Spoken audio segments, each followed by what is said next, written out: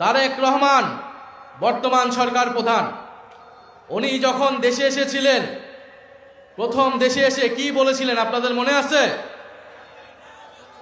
উনি এসে বলেছিলেন যে আই হ্যাভ এ প্ল্যান। ওনার কি আছে? একটা প্ল্যান আছে। তো এই প্ল্যান আপনারা 5 মাসে 6 মাসে দেখছেন? পুরা বাংলাদেশ কিন্তু তারেক রহমানের প্ল্যান দেখে ফেলেছে।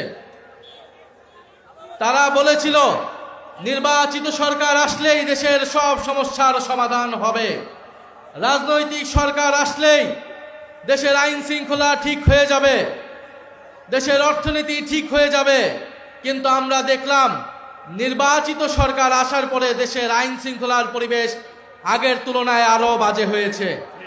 দেশের চাঁদাবাজি আগের তুলনায় আরো বেড়েছে, দেশের দুর্নীতি আগের তুলনায় আরো বেড়েছে। এখন তো মন্ত্রীদের ছেলেরাও নাকি দুর্নীতি করছে বিভিন্ন মন্ত্রণালয় থেকে। বাপের দোয়া মায়ের দোয়া কমিটি হচ্ছে, লুটপাট হচ্ছে, দুর্নীতি হচ্ছে। ফলে এই সরকার অব্যবস্থাপনা এবং অপরিকল্পনার কারণে আজকে তেলের দাম, গ্যাসের দাম, চালের দাম, সবজির দাম সবকিছুই বৃদ্ধি পাচ্ছে। কিন্তু সরকারের মন্ত্রীদের মুখের কথা শুনলে মনে হবে বাংলাদেশ বেহেশত হয়ে গিয়েছে, দেশে কোনো সমস্যা নাই। ফলে এই যখন দেশের পরিস্থিতি, তারা তাদের পেজ থেকে নিত্য প্রয়োজনীয় দ্রব্যমূল্যের একটা চার্ট দিয়েছে, দেখেছেন আপনারা? আমরা জানতে চাই এটা কোন বাজারের চার্ট, আমরা সেই বাজার থেকে বাজার করতে চাই।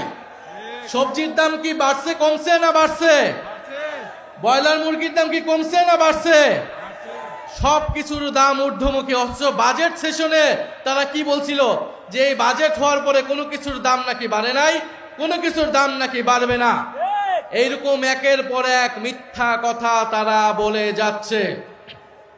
সবচেয়ে বড় মিথ্যা কথাটা কি বলেছিল? নির্বাচনের সময় বলেছিল গণভোটে আপনারা হ্যাঁ ভোট দিন, জুলাই সনদ আপনারা বাস্তবায়ন করুন। কিন্তু সবাই মিলে যখন গণভোটে আমরা হ্যাঁ ভোট দিলাম, 70% মানুষ গণভোটে হ্যাঁ ভোট দিয়েছে। তারপরে তারা ক্ষমতায় গিয়ে সেই গণভোটে হ্যাঁ তারা বাস্তবায়ন করলো না। তারা সংবিধান সংশোধন কমিটির নামে জনগণের সাথে বিশ্বাসঘাতকতা করছে, প্রতারণা করেছে।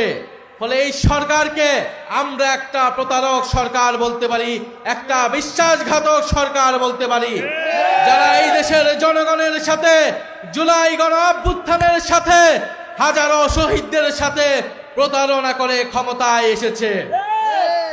প্রিয়